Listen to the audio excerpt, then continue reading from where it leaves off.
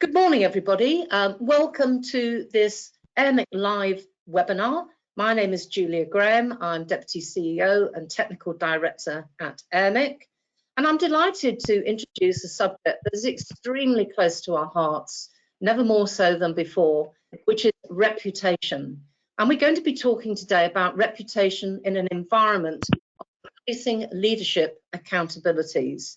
And I have great pleasure in welcoming to the webinar our colleagues from Kennedy's, the law firm. I'm not going to introduce them at this point. I'm going to leave that in a moment to our moderator for today, but I would like just to go on to the next slide, which illustrates what we're going to be talking about today.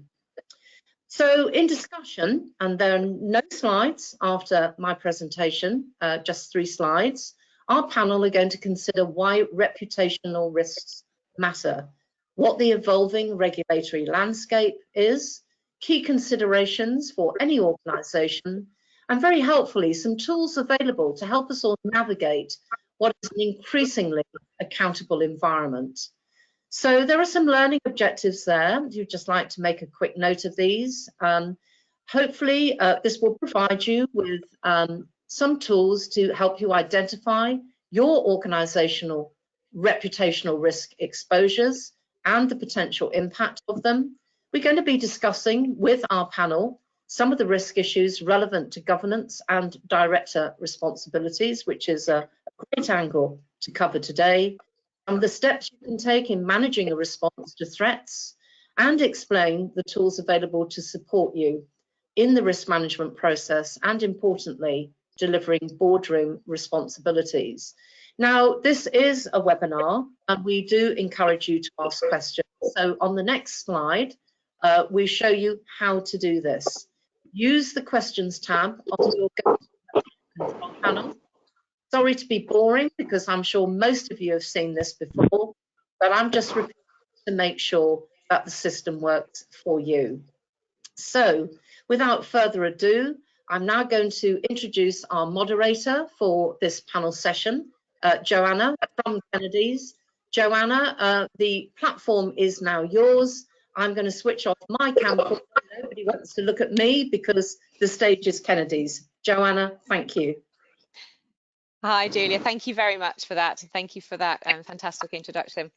And good morning to everyone. Thank you for joining us today for what I hope will be an interesting and an enlightening discussion around, as Julia just set out, the topical areas of trust and reputation.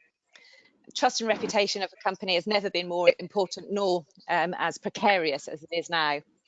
The factors impacting the perception of trust and reputation include green credentials, policies on diversity and inclusion, societal impact, sustainable supply chains, how employees are treated, and how an entity has conducted itself during and in the fallout from the current pandemic.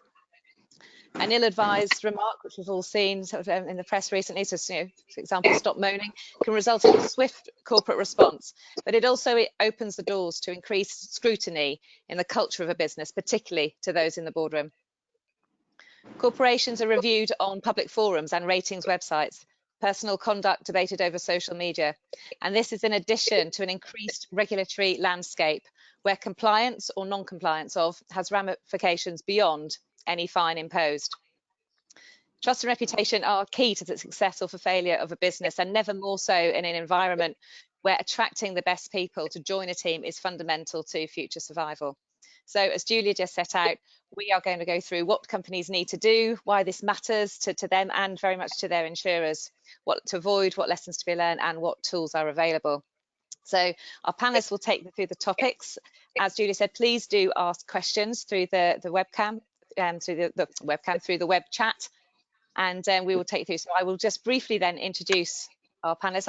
I'm the part of the corporate affairs department in Kennedy's, and I'm joined by, we have Karim Derrick. Karim is Kennedy's Product Innovation Director. He has been building online products for 20 years and alongside Kennedy's partners is working to help organisations more effectively manage risk by, his words, baking in legal expertise into technology. He is in particular exploring how AI technology can be used to measure and identify risk and damage to organisational reputation. We also have Alison Loveday. Alison is a partner in Kennedy's commercial division and works across a full range of commercial disputes. She's particularly recognised for her expertise in financial and banking litigation, complex shareholder and boardroom disputes, and contested employment claims, including data breaches. And Alison has noted that managing the potential damage caused to a corporation or an individual's personal brand is an increasingly important factor in her work. Also joined by Eric, who's a partner in our Chicago office, so a very early start for him. Eric has over 20 years experience representing insurance clients in the London, Bermuda and US markets. His practice focuses heavily on coverage matters such as directors and officers liability, professional liability, cyber liability, employment liability and general liability. And I don't think we can see Alex on our screen, but hopefully we'll be able to hear from her. And we have Alex Nertz, and she is a partner in Kennedy, specialising in FI, D&O and crime claims. And this involves assessing coverage available under policies, risks to insured entities and individuals, and their defences to claims and regulatory investigations. So now you have an idea of who we all are, we will get into the topic of trust and reputation. It matters, we're all being told that, but before we go into the detail, let's first of all, I think, cover off why. What are the risks of not managing the trust in and the reputation of a company, for the company itself and for its insurers? And Eric, I'll go to you to start that one off. Sure. So I think reputation matters for several reasons, which are pretty obvious and clear, including potentially better financial performance, increased brand and image reputation, higher sales, enhanced customer loyalty, things like that. Those are the kinds of things that everybody wants to have a good reputation for, essentially. But along with that come certain risks when you put yourself or your company out there to and try to hold yourself up to a certain reputation or a certain level of potentially social responsibility.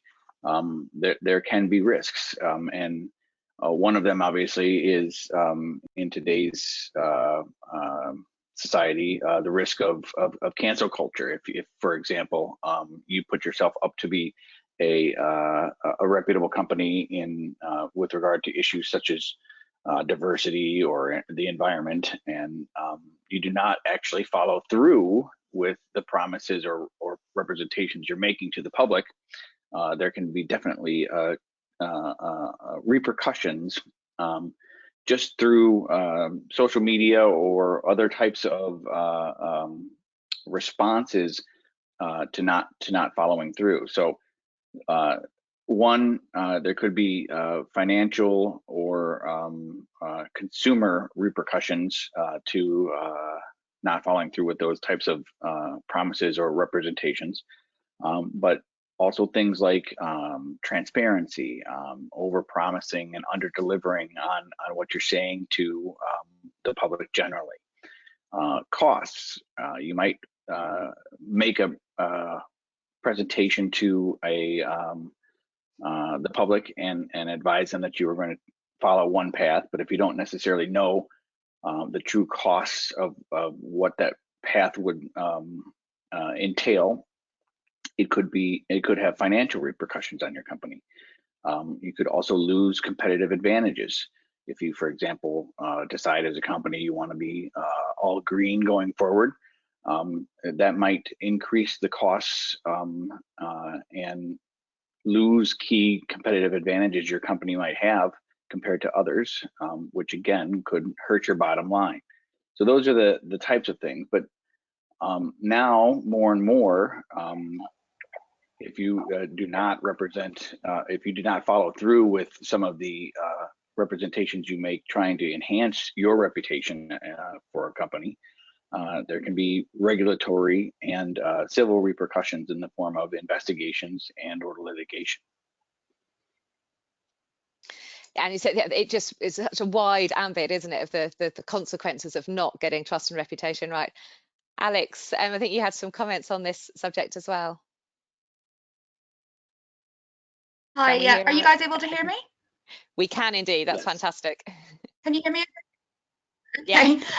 Yeah, look, to be honest, Eric has obviously covered a lot of the key points there, in terms of why reputation and trust are important, and what the consequences are if you don't manage trust and reputation adequately. I think apart from the claims, and Eric has touched on a lot of this, I think that it is key to sustainability of a business, really. I mean, the stakeholders in your business want to know that you have their best interests at heart, and that is how you will earn their trust. And really, you want to be able to survive through both good and bad cycles, economic cycles, events that happen that are out of our control, climate change, etc., that we're going to come back to. I read a few interesting quotes when I was preparing for today from, there's a variety of kind of risk management consultancies out there who are dealing with this kind of stuff on behalf of companies and individuals. And a couple of them really resonated with me, I think, as a partner in a large law firm. And I suspect they'll resonate with a lot of people listening in today. One of them was service to a broader cause ultimately drives not just trust and reputation, but success as well.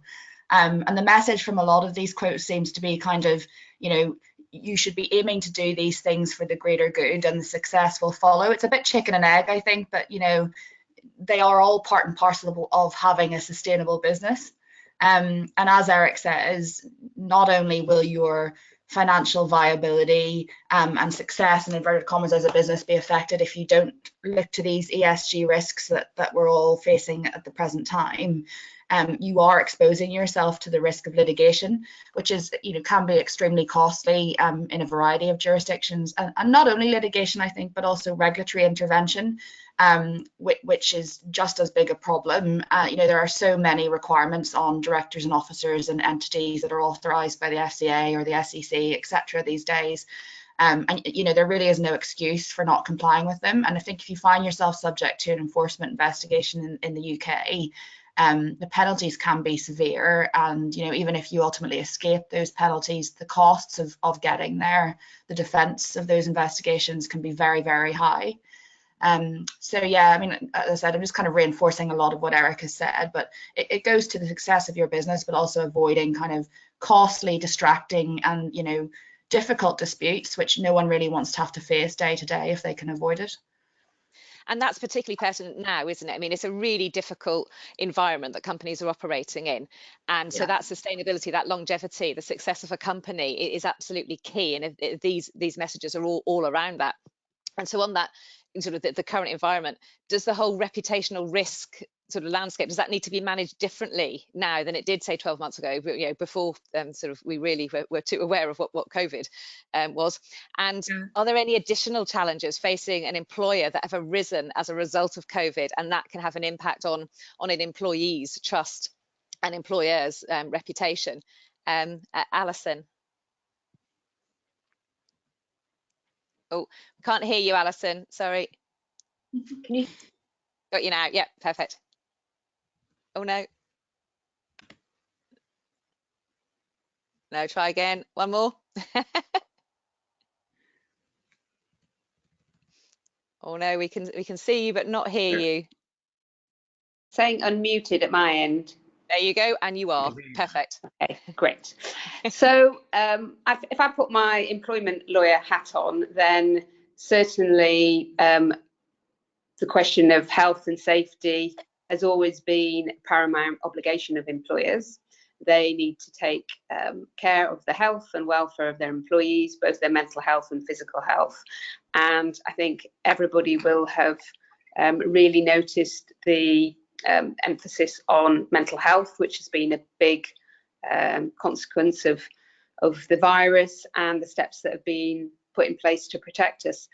And there's been quite a lot of research looking at what individuals think, and Kennedy's itself has issued its own report on COVID and looking ahead, and it seems as if many employees do look to their employer to effectively protect them and look out for them, and they will be very mindful of how they've been treated during this pandemic. So I think there are quite a lot of employees who will effectively vote with their feet. And certainly in the UK, we've got a big service industry. And if you have swathes of people, despite a difficult job market, I think because of this more sort of ethical piece sitting behind it, if people ultimately don't trust the business, don't feel that they were looked after, then as soon as there is an opportunity to move, they will. And so I think as sort of directors and managers in businesses, they should be very mindful at all times that it's not just their external reputation, but also their internal. And they will be surprised at how many people are actually watching their every move and taking note of it. It's really true, that, isn't it? That internal reputation is absolutely key. And Alex, so from the sort of the UK D&O side, sort of the post-COVID world, does it look very different, you think, from a trust and reputation? Yeah, I mean, I think, you know, COVID has resulted in, I think, if it was possible for us to become more risk adverse, it has happened. You know, everything that everybody does is very much under a magnifying lens now. In the press, you know, just generally day to day, everybody's watching what everybody is doing generally. I think COVID is just, you know, another real risk that businesses have had to deal with, you know, without much, if any, warning. And it's been a difficult year in that regard. And I don't think that it's kind of accelerated, I think, also some risks that were already, you know, front and center in terms of digital risks, cyber risks, etc. So I think it has just brought some things to the fore, as well as presenting a new risk for employers.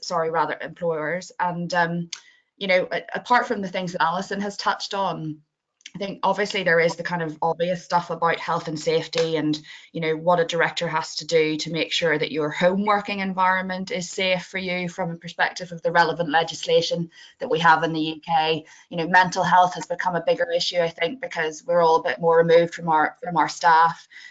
Everybody's got a kind of an increased level of pressure in different ways that they're facing at home. But there is also the issue of kind of supervision and governance, which I think is quite interesting linked to COVID. You know, I've read quite a lot of articles where there's been a suggestion that PI claims are going to go up because, you know, people perhaps aren't as well supervised at home. That's a live issue, I think, for people managing companies. But also, how do you instill your company's cultures and controls and governance when they're not right beside you physically? I mean, it definitely isn't impossible, but it's arguably more challenging, I think. And then, and then there's also just, I guess, the risk around the cyber piece, which you know, I think we'll come back to later on. But when you're working at home, and there's a lot of stuff that you can find about this on the internet if you want to research it, there's obviously increased risk around unsecure Wi-Fi connections, personal devices. You know, how are you ensuring that you can access information that your employees are looking at on the internet, things like that. You know, they're all just they're new challenges, or kind of shifting challenges from what we had before, I think. So COVID is definitely, you know, making things more challenging all around for all of us. No, definitely. And that goes, I was just going to say, because it goes back to the, Alison mentioned that we've sort of conducted, Kennedy's have conducted that report, and the issues you mentioned there about professional standards, that obviously that's key to a company's reputation, isn't it? How well they do their work. And the survey, the research that we conducted, people are admitting, you know, they are making more mistakes at home than they do in the office, and it is that lack of supervision is key. And also that some of the research also said, again, that they're less sort of mindful over their cyber security, and again that raises additional challenges to companies. And Eric, what about over in the US? Are you seeing these sort of the COVID impact as well? Yeah, I think so. There's been actually over 20 different securities class actions filed to date with respect to COVID related issues. Several of them have been focused on, you know, big pharma or testing companies making representations about their products. But there have been also securities class actions filed against companies and or SEC investigations and statements with regard to companies' public statements that they've made about the health and safety of their employees. For example, the Cheesecake Factory actually was reprimanded by the SEC with respect to its representations about how it was dealing with health and safety issues. Tyson Foods is the subject of securities class action, and how well they actually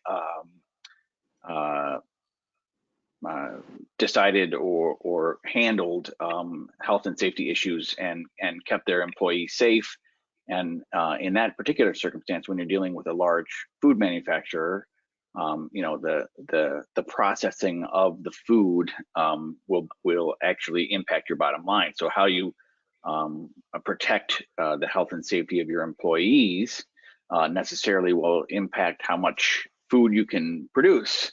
And in that particular circumstance, there's now been a securities class action filed against them with respect to how well they dealt with the pandemic and how it ultimately affected their bottom line, given the representations that they made to the public about how it would or would not impact their financial consequences going forward. As it, like you said, so it does have that direct impact, doesn't it? What the statements that are put out there. And so, in addition to obviously COVID is sort of front of center of most people's minds at the moment, but the whole sort of the ESG issues, that they are of rising importance to everyone, to insurers and to their insureds, which include obviously, you know, climate related risks and sort of diversity and inclusion policies. So like if you just sort of give a quick sort of overview of the obligations on insured entities and individuals that we are seeing, or that we are starting to see in both the UK and the US, and what sort of claims that they and insurers might see as a sort of result of failure to comply. So Alex, did you want to take up the UK? Sure.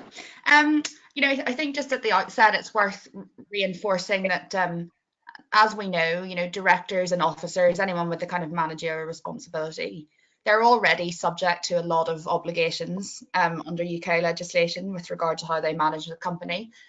Anyone listening to this who is managing a company will be aware of that, like the Companies Act and the relevant obligations therein about acting to promote the success of the company from the beginning. And I think as part of that, it's important to bear in mind in the context of ESG that they have to be, you know, having regard to the impact of the company's operations on the wider community and the environment. So that's already enshrined in legislation here. I think on top of that, we already have an increasing regulatory focus on senior managers. We've got the senior managers and certification regime here. That was expanded at the end of 2019. So it now covers all FCA regulated firms.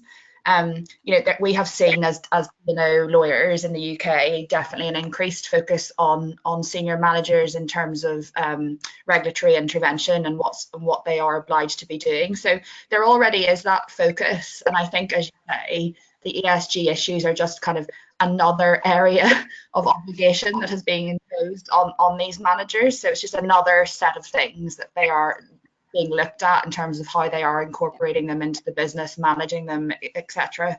And I think with that in mind, I suppose we're always kind of one step behind the US in terms of litigation. And I know Eric will be able to talk to you about, you know, variety of securities actions that have already kind of taken off over there. There is a, you know, bigger amount of group litigation in the US than there is in the UK, but I think, you know, we will probably see some of that coming out of climate and diversity type issues in the UK. I mean, in terms of responsibility, climate change is very much front and center, I think, now of you know, company and board level considerations. Most people will be familiar with the task force on climate related financial disclosures. At the minute, the obligations around disclosure are generally voluntary, but I think, again, people will know that in the UK that is becoming a mandatory thing. So there's going to be a real focus on what you are disclosing in your you know, annual reports and your company accounts, etc., around what you are doing to manage the climate related risks of your business. You know, you need to be identifying for your stakeholders, what are those risks? What do you consider could have a big impact on your business, on the value of your assets? What could cause share prices to drop? You know, actually even physical assets can, you know, the risk of natural disasters, things like that. That's all the stuff that people want to know about, and you need to be disclosing that. And, you know, as I think Eric mentioned at the beginning, there is a real risk that if you overpromise and underdeliver, or you make misstatements in that regard, you are exposing yourself to potential claims. So I don't want to suggest it's a damned if you do, damned if you don't situation, but you need to get it right, and you do need to be addressing it, I think, from a climate perspective. And I think in terms of going back to sustainability, investors are definitely focusing more on businesses that are green, in inverted commas. They want to be putting their money into businesses that are addressing the issue, trying to use sustainable products, things like that. So you're not going to be thanked, I think, for being a company that's kind of dragging its feet in terms of, trying to become, lower carbon emitting, greener companies. That's what people want to see from their investments. I mean, just on diversity briefly in the UK, we still have a situation where quotas are prohibited under the equality legislation, but we have this corporate governance code that was kind of refreshed in 2018, and that's also important because companies need to be disclosing their board policy on things like diversity and how they are managing that internally in their annual reports. And their investors are going to be looking at that stuff. That is challenging, but it is going to be something that is again becoming more of a focus in the UK, and will probably give rise to litigation in the way that we've had in the US. With the Me Too movement, that's definitely something that's a hot topic here in the UK. And I think even if you don't have kind of derivative claims or securities legislation arising out of equality issue, you're still going to be at risk of kind of direct discrimination claims as a director, or harassment claims, things like that will affect potentially your EPL policies with your insurers. So, it's a very challenging topic, but I don't think it can be avoided. No, I think you're right, and it's just going to continue, isn't it? And as you said, with the climate disclosure as well, as you said, lots of voluntary now, they are becoming sort of mandatory, and particularly the lead up into COP26, the big climate conference in Glasgow in November this year. The UK particularly is going to be, I think, certainly increasing sort of its messaging on what has to be done rather than what just should be done.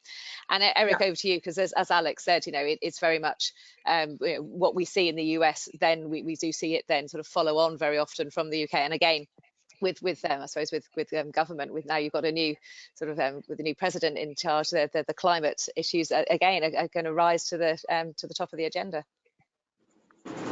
Yeah, worldwide right now, there's over 1,300 cases pending in different courts involving climate change, and 1,000 of those, or over 1,000 of those, are pending in the U.S.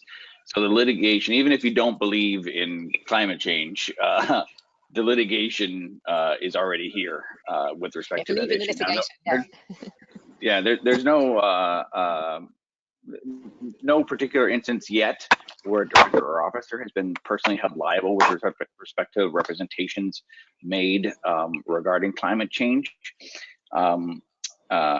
However, it's clear if you look at commentary from the SEC that they're contemplating some type of reporting regulations or guidelines in the future. I think that will depend greatly on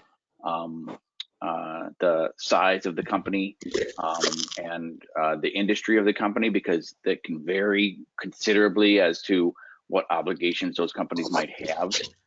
But it's definitely, an issue that's a hot topic here in the U.S. There was actually even an instance where the New York Attorney General ended up suing ExxonMobil with respect to representations it made about the its response to climate change, and the allegations there were that Exxon represented to the public that its response to climate change would impact the company, one particular way, and but secretly had a separate set of books where they actually knew the true value or impact that climate change would have to the company. The AG actually ended up losing that case, but it was a significant case. It was under the New York State's securities law called the Martin Act. But it's an interesting issue, and something that shows you that that type of reputational risk with regard to representations made about the climate are coming to fruition. People are reviewing what companies are saying about this, and bringing litigation with regard to those representations. Now, on diversity, the U.S. is again leading the charge with respect to litigation. there's been many cases in the U.S. already, kind of a wave of corporate derivative cases filed in the U.S. with respect to diversity and inclusion, and specifically focusing on representations companies have made regarding inclusion of minorities in and what companies are doing for minorities. So it's, you know, obviously a good idea for companies to promote diversity, and studies have clearly shown that diversity helps companies in many different ways, which is all excellent. But if a company puts out that they're going to be taking these initiatives with respect to diversity, but yet don't follow through, they're becoming held accountable more and more. So like I said, there's been a bunch of derivative cases filed in the U.S. Contesting or challenging companies on their follow through here with respect to diversity, and leading again the charge, if you will, is California with some new and interesting legislation requiring companies. There's two pieces actually that are of interest, of particular interest. The first one was with respect to women being represented on boards in California, and in that particular situation, there are now requirements as to having a woman on a board that's organized in California. And just recently, California government just passed another statute requiring diversity of some minority on the board as well. So it can be, it doesn't necessarily have to be of a particular race or you know, LGBTQ type of person, but it has to be some type of minority, and those will have financial consequences to not being implemented going forward. So, you know, different requirements as years go on, so these companies have times to meet these regulations. But if you're going to be organized in California, that is now currently a requirement going forward. And so, as you said, yeah, there's a lot of these requirements. This is now, it's not just a nice to have. This is just because it's going to make your business better. It's actually, you must now adhere to this and conform with what's being required of them, which is interesting. Yeah, and I think other companies, other companies and regulatory organizations are taking that lead. NASDAQ just recently is considering something along those lines as well. So you can clearly see that there's going to be other people, regulatory agencies and governments considering similar types of legislation. Like you say, this is just the beginning, isn't it? Yes, leading the charge, but it will follow, and it will continue globally. And sort of on that line, Alison, in light of the rising importance of the ESG matters and the requirements of them, is it also, do you think, correct to say businesses and insurers will be scrutinised to see if their handling of any litigation arising for this is perceived to be in line with their sort of corporate culture and their stated ESG aims, as we've sort of talked about previously? Yeah, I think this builds on the themes that have already just been discussed, and you know, the comment I made earlier that people are scrutinising activities. So ESG statements will need to be made public. So you have to nail your colours to the mast and say, you know, what plans you have, and then if you act counter to that, I think in any way, then you will be held to account. And yet, very interesting, you know, some recent articles and debate that I've seen has very much been about litigation. So in, you know, days gone by, people might choose their litigation lawyer on the basis that they want somebody particularly aggressive and the Rottweiler in court. Yeah. And that's, you know, sticks in most people's minds what they might want from a litigator. Now there is encouragement to change that and have a much more, partly a COVID related, I think, area, but you know, be more collaborative, try and work things out, work in partnership, less of an aggressive approach being adopted. And so if people put out that sort of statement as their culture and part of their values, if they adopt a different approach in the litigation, then I think they will absolutely be held to account. Whether that then has cost consequences. There was something very recently which I guess is linked, and it I think feeds into the comments from Alex and Eric, where Coca-Cola have specifically said they want diverse lawyers working on their matters, and they are requiring that to be reported. And if they don't have their requirements met, they will reduce what they're prepared to pay. So I think the general commentary is, look, nice words are enough, but people have had long enough to take on board some of these things on a voluntary basis, and won't be tired if you don't, because you're going to be financially penalised. So hitting people in the bottom line. Yeah, which will get their attention, absolutely. So we touched as well on there, sort of the scrutiny that comes alongside all this. So Carrie, I'm sorry, we've sort of kept you out of the discussion so far, but really interested to hear from you sort of on that sort of the topic of scrutiny. It comes from a number of sources.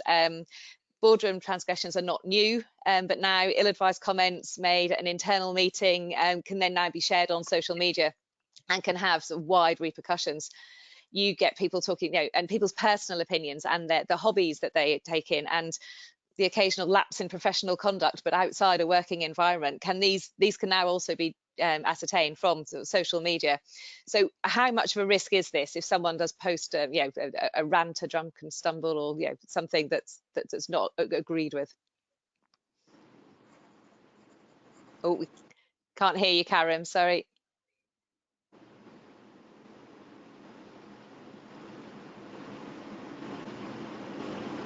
Can hear me now, I hope. Yes, we can indeed. Thank you very much. Yeah, so, yes, companies really aren't in control of the of the public's perception of them to the extent that they were. They and all of us, of course, are subject to social media, and what we're hearing today, I think, to an extent, is the extent to which our conduct in relation to all of our activities can become the subject of scrutiny, and not just through traditional media, not just through investigations, but by the public themselves through social media. There has been a shift in power, I think, from businesses to the public. To a degree, the world's being turned upside down. Posting on social media is free. And we don't have to go back very far before publishing was a costly process. It wasn't in the hands of everybody in the way that it is now, and consequences of that, well, social media is a kind of public audit of our actions and activities, corporate and individual, and of course there's a massive blurring between those two things as well. Is a LinkedIn post representation of my company or mine? The fact is, it is blurred, and to a degree, online is permanent as well. And whilst your employees or your organization might not be subject to scrutiny now, you just don't know what's around the corner. And of course, the pandemic has illustrated the way that focus and attention can shift and bring things in retrospect into scrutiny, and as we've been hearing from Eric, into litigation as well. So reputation matters now, particularly because of the power and impact of social media. I think it's been amplifying the effects of these factors, and it's not linear. It feels that the effect is growing exponentially to some degree. And COVID, I think, has played its part in amplifying it too. We're spending more time in front of our screens and machines. Our dependency on technology and the power of it over our corporate and individual lives, I think, has experienced a step change through the last year. I think that's absolutely right. As I said, we're like this so often now, and then all of the distractions on social media coming. But it's interesting you say is that loss of control by a company, because the social media side, it's just, you said, it's free to post and people can put that, and it stays, doesn't it? Eric, does it look the same sort of in the US? Are you seeing? Yeah, I think there are clear examples in the US of reasons why you want to control your board or president with respect to their social media presence. One that immediately comes to mind is Elon Musk's tweet about taking Tesla private, which caused market cap loss of $9 billion to the company in one afternoon. I think he was actually reprimanded by the SEC, fined $40 million, and required to step down as chairman of Tesla. So, I think social media is important, is very can have significant repercussions with respect to what's put out there, even by an individual in a company. But again, going just to the cancel culture, if you will, and the financial repercussions. So there's not only representations that a board member, director, or officer could make in social media, but at the same time, social media can be used to significantly increase reactions to statements made in social media. So, as soon as somebody makes that kind of statement, now, as Kiram suggested, with more and more people focused on technology, using technology to access other people, the ability to send a message that a company should be boycotted going forward, just from a grassroots perspective, is much easier and faster to do now than ever before. And that's it, it's that instantaneous response, isn't it? You said it can just go out there and have sort of huge consequences. So I'm sure, Alison, you will agree that it's the sort of the perception and the social media side is hugely important to companies. Yep, certainly when dealing with contracts of employment and severance terms and things like that now, then there is typically a clause in there dealing with social media, for example, when people leave, asking them to make it clear that they have left and no longer have any particular connection with the business. And just last week, there was a big furore around a senior director at Iceland who lost his job, really reflecting the sort of instance that Karen mentioned, where I think they were quite historical posts, and if you looked at them in the context of everything else he was posting, he was a guy that tended to say things tongue-in-cheek, quite sarcastic, wasn't necessarily something sincerely meant, but he was making derogatory comments about the Welsh, and the Iceland customers said they would vote with their feet and would boycott the store. So again, we've got this impact on the bottom line that the company weren't prepared to tolerate.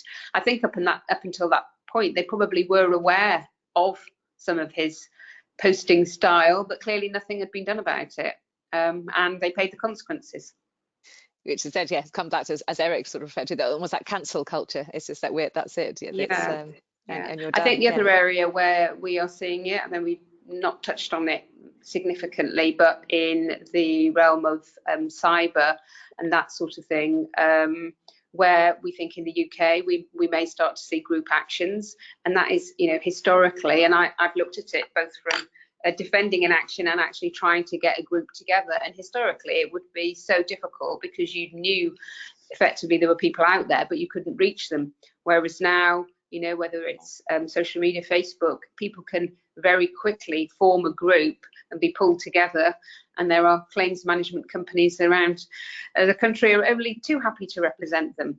And certainly with some of the data breaches, we are anticipating that because now you can claim compensation just effectively for having your data breached, even if you don't have to show any particular loss, that those groups and those claims will be brought. That's interesting, isn't it? And it's sort of something I noticed I was going to say in a second, but I'll say it now. And because it relates to the points you've made, the social media clauses that you have, and that ability to sort of to gain sort of the people for the collective group for group action, and that sort of feeds into the existing policies, as you said, cyber cover. Do policies need to adapt, and do we need new products perhaps to deal with this? I don't know, Karim. I don't know if you've looked into the sort of the products that are there. Yeah, a little. I think, D&O and cyber cover only go so far, really. And we're talking about how companies are subject to the froth of social media, just as they are to the weather. And we can find lots of examples in the corporate world where companies have been broken by tweets that perhaps don't have a basis in fact, and so the world is a frothy place. There's a lot of insecurity and uncertainty in the world, and events can quickly run away from us, and the insurance industry has traditionally helped to play a vital role in managing that risk. And if you're if you're working on the assumption that our growth and prosperity is a function of that, then arguably the insurance industry needs to respond to that. So, well, what are we seeing? There are reputational policies being developed. They're kind of in their infancy because of issues around measurement. So, reputation is by definition intangible. So, you've got to get down to the nub of that if you're able, if you're going to be able to present sensible ways of managing that risk. Parametric insurance is another area of interest, providing potential solutions, but again, another area that's in its infancy. So obviously the trust we talked about, it can be lost very easily, and as you said, it's difficult. This intangible sort of side of it is very difficult. But so what can sort of businesses and employees, and as you said, insurers, I think insurers will have a key role in this, won't they, as well? What can they do to sort of manage these increasingly high expectations, and how can they build or rebuild trust? And I'll ask Alex just to make sure she's still with us. Still here. Excellent. Yeah, I mean, I think, as you say, it's difficult to measure the intangible, and I think to kind of, whether you're a company big or small, it's difficult to get your head around, all of these new, or at least perceived new obligations. And where do you start, really, is the question if you were a company director in some instances, particularly if you don't have a lot of support. I think you probably need to start off by setting out your goals. It's not going to be a one size fits all thing, because different companies are doing different things. There are some obligations that will cross the piece and apply to every company, but there are some that will depend on the nature of your business. Fossil fuel companies going to have different requirements to others in terms of climate change and how they deal with it, for example, which is an extreme example, I know, but what are the goals of your company, I think, and then you need to set yourself a budget. I think a realistic budget that you can kind of attribute within your company's finances to dealing with this stuff. And then you really need to, I think, formalize your oversight. Ideally, I think you might want to even have an ESG committee, but at the very least, you want to have someone who's addressing this in a proactive fashion on a regular basis, so that it becomes front and center and kind of integrated into the company's culture. It can't be a kind of tick box thing, so you do need to dedicate resource to it, I think, is the important thing to remember. And I think I would encourage managers to view it as an investment rather than a compliance cost to the business. Of course it's a cost, but on a long-term basis, it should generate profit for you. It should make your business more sustainable, going back to where I started at the beginning of the webinar. I think once you've got a plan in place and a committee that's overseeing this, you need to obviously put it into action. You need to be looking at what you are disclosing, as I said, in your annual reports, etc. Because inevitably it's going to be measured. You know, we see all this stuff about ESG metrics and ESG scores, and you know, what is your company's ESG score? You know, it's hard to measure some of this stuff, but I think looking at kind of what you disclose, who you've got on your board, you know, what you're doing to become greener, etc. All of that stuff's going to feed into those metrics and how they're measured. And you know, there are plenty of consultants and you know, agencies out there who are more than willing to help with this kind of stuff. There are equality consultants. You know, you might want to even consider having an inclusions and diversity officer who's appointed. I think you just really need to overhaul and revisit continuously your internal policies on all of these things: diversity, inclusion, etc. And you know, insurance, as Karen has said, you know, current policies may only take you so far, but you really do also sure that your insurance, as it is, should protect you for the majority of these risks if they do end up in litigation. And investigate, I think Karima's right, whether there are other policies out there at the minute, or you know, that will be out there in the future that you might want to consider buying, the protection they'll afford for you. Yeah, that's absolutely right. To have that real sort of stock take to review your current sort of position and policies and the measuring of it. I'll come back to you, Karim, on that in a second. But just so Alison, and the points you raised there that Alex made, I'm sure you agree that this is what is really key, isn't it, for companies to do to make sure that they build and rebuild their trust. Yeah, somebody mentioned to me a while ago that trust arrives on a bus and leaves on a Ferrari, which I always think is quite a nice expression. I like that. And once it's gone, it's really, really very hard. You have to stop from, you know, again, get on the bus and start again. So as Alex said, I think it is being seen to be proactive, being transparent, not pretending to be what you're not.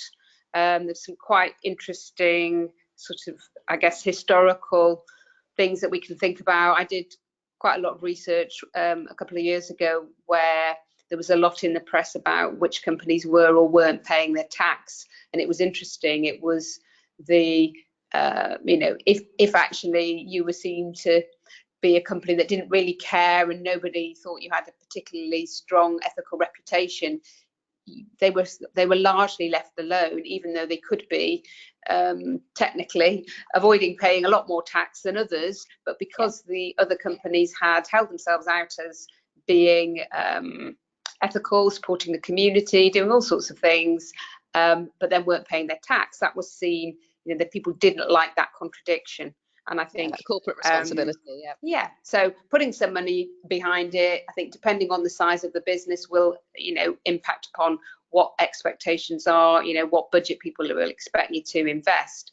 But important that you seem to be doing something and not ignore it. And I think even if we're not at the stage of fines, just to remember that, you know, simply your customers and or your workforce going on social media or deciding to take a job elsewhere, that all has an impact without, you know, an actual regulation or piece of legislation that you have to follow. It's still likely to have an impact. Yeah, absolutely. And Eric, I guess they're similar messages in the US, aren't they? How to build and rebuild trust. Does it arrive on a bus and leave a Ferrari there as well? Absolutely. I think that's a great phrase. I think you need to focus on culture planning and training, really. Culture in that if you're going to be setting out your company as taking certain types of positions on ESG issues, you need to make sure that everybody in the company follows through with that and has the same idea or in mind. Planning, making sure that you are following through with those kinds of promises, and training, which is really, you know, making sure that, for example, your D's and O's are not making public statements to the contrary, or controlling their social media positions, and making sure that everyone in the organization understands the repercussions of going against the grain or going against the culture and the plan that you had in place. Absolutely. So Karen, there's many, the discussion said it's clearly, it has a huge impact. It's really significant to all businesses. So the measuring of it is difficult. We can see that some of the impacts, some of the headlines ones, the odd tweet and the damaged reputation, and it can take sort of money off sort of the bottom line. But can technology help sort of everyday sort of companies, corporations, and insurers? It absolutely can help. You know, when I listen to the sensible advice from my colleagues in relation to this area, the fact is, you know, if you're not doing those things, social media can be your enemy. If you are doing them, just in the same way that it can amplify the negative, so it can amplify the positive. It really can be your friend. And there's, you know, we've looked at quite a few negative examples. There are many positive examples of social media actually acting in the opposite direction. And, you know, firms that take a sensible approach to their social media, it's as much about education. I mean, Eric just touched on that. People need to understand, you know, what it means to post over and beyond the you know, the content of their messages and the impact it can have. It's a risk like any other, and companies need to consider that alongside all the other risks that exist within the business, and be seen to be proactively managing that. And technology can play a huge part. In the end, if we are all agreeing that social media has helped to create the uncertainty and the froth around a reputation, in the end, it's all data, and data presents an opportunity to measure, to monitor, and to manage. You know, at a simplest level, what does that mean? It simply means spending time looking to see how you are being presented and thus perceived online. You know, as simple as looking at how people are talking about you through Twitter, on LinkedIn, and so on and so forth. And, you know, some of the work that we're doing at Kennedy's is going a step beyond that and actually saying, well, you know, what can we do to help businesses actually analyze that data in real time and start to get a sense, a measurement, if you like, of where their perception sits within, you know, these areas of insurable loss that we've been talking about. You know, how is my organization being perceived in respect of its in climate change and in respect of many of its responsibilities. So that absolutely is positive uses of technology to help manage and then to amplify the positive as well. Excellent. Thanks. A very good note to end on, because we've seen that Julia has rejoined us, and so that positive, yeah, that technology, there's definitely some good coming up in this. So I will leave that there. Thank you all very much. I think it's a fascinating subject. It's clearly of huge importance, and yeah, the sort of the ramifications of it will continue, I do believe. But thank you all very much, and Julia, back to you. Thank you very much indeed, Jan. And I did jump in there. It was a very unsubtle jumping in, but I'm really sad to say out of time. Thank you all for a fantastic discussion.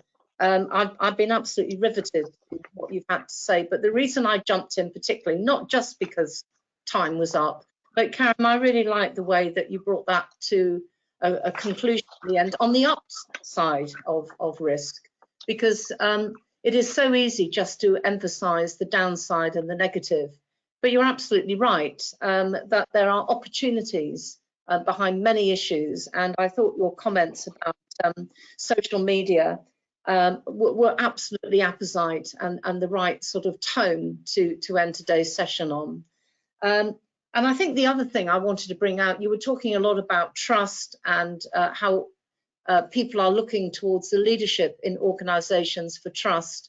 And we ran a webinar last week on the Edelman Trust Barometer, and it was very evident from that the way that trust is shifting and people's eyes are shifting to the leaders of organisations rather than necessarily their governments. So again, there's an enormous opportunity factor there for organisations that manage these subjects well, to maybe arrive in a Ferrari as well as drive away in one, and you know, be successful. It'd have to be an electric Ferrari though these days, rather than use the bus. But look, guys, thank you very much indeed. We really appreciate you being here with us today. And I also appreciate my colleague Alex in the background, who has made things work. We had a few technology glitches, but nothing that spoiled today's discussion. So thank you. And an unashamed advert as our final slide for some events that are coming up at Airmic, including our conference in Brighton in October, which, given Boris's announcements this week, we're slightly less tiny, fingers crossed, than we had before, because it looks as though that may well happen. So thank you very much indeed. Everybody have a great day. And once again, our thanks from Airmic to Kennedy's. We do have a recording of this session, so look out for that on the members part of our website. And thank you once again. Take care. Thank you. Bye-bye. Thank you. Thanks.